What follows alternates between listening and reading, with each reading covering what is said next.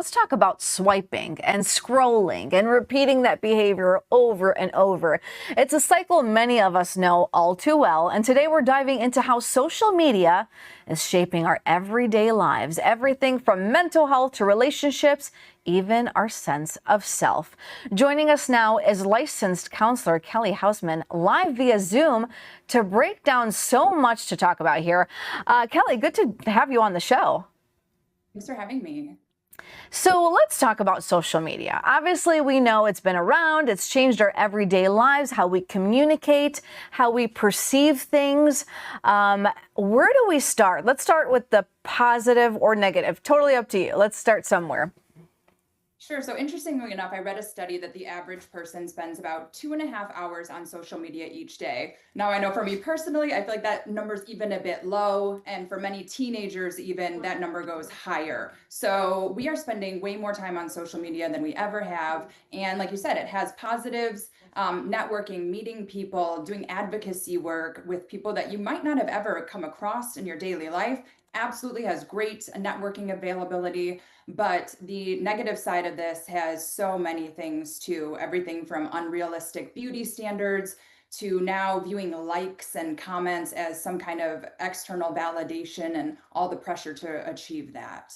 I've got to ask you because recently there was a report that came out about children ages 13 and the impact that social media or even smartphones have at that age. And according to the report, it said smartphones and social media not safe for children 13 and under. What is what's your input on that?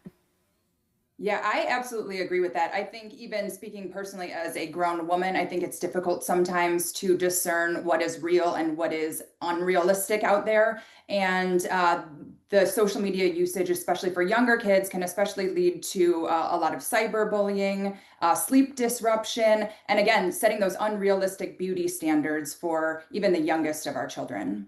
Yes, you see these influencers posting a lot of clips or even just viral videos that go around saying, hey, use this product or this is great for your skin or whatever it is. And it might not even be the case, especially when it's not a doctor or someone, an expert recommending these things. Yes, that's become a big thing too, and everything from medical advice to, like you said, by non-licensed professionals. And I've seen a lot of clients even run into financial issues because, like you had mentioned, seeing influencers selling things, they think they need to look or buy a certain thing to keep up with everyone online, and it's even causing financial destruction as well. One thing that I think is a good thing to break down is social media addiction. It's obviously a real thing. We've seen it. We've talked about it. And it not only affects teens, it's affecting adults, young or older adults. What are your thoughts there and the recommendations for those who might be seeing someone that might have an addiction? Sure. It's kind of like anything, recognizing that this is becoming a problem for you and then figuring out what realistically will work for you to help this.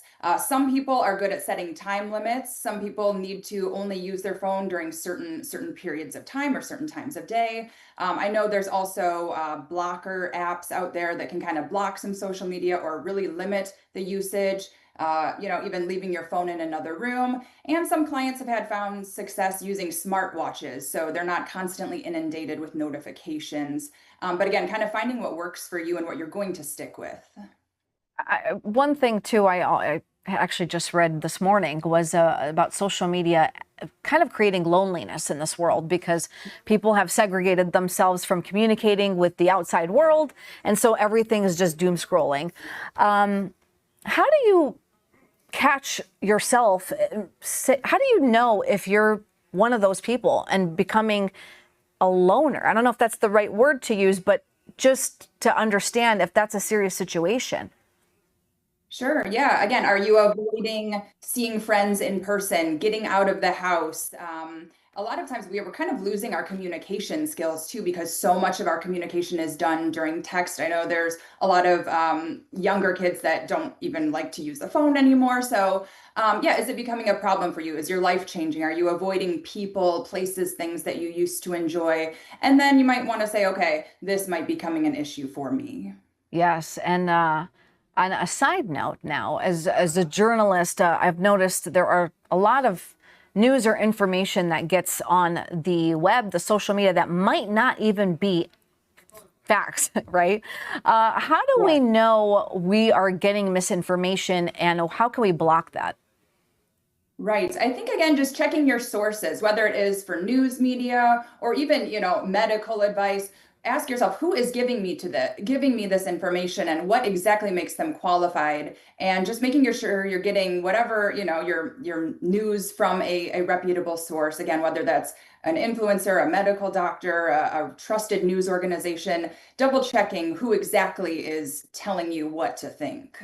Kelly, such great information. And before we go, I have to ask you, obviously, we want to end this on a good note. Great advantages to having social media. Talk to me about that. Sure. I know I've met so many people from across the world on social media and been able to reach a lot more people too, talking about mental health and kind of spreading messages. So it's definitely a great use. It can be great for socialization and just again advocacy work. It's phenomenal. So it's not all bad as long as we kind of limit it and make sure we're living in the real world from time to time. Absolutely. Good to have you on. We'll have to check in with you soon. Great conversation. And all this information will be posted on our website, too. Kelly, so good to have you here. Thank you so much. For more information, head to kellyhausmancounseling.com. And of course, we're going to post this clip and all this information on our website as well at fox2detroit.com.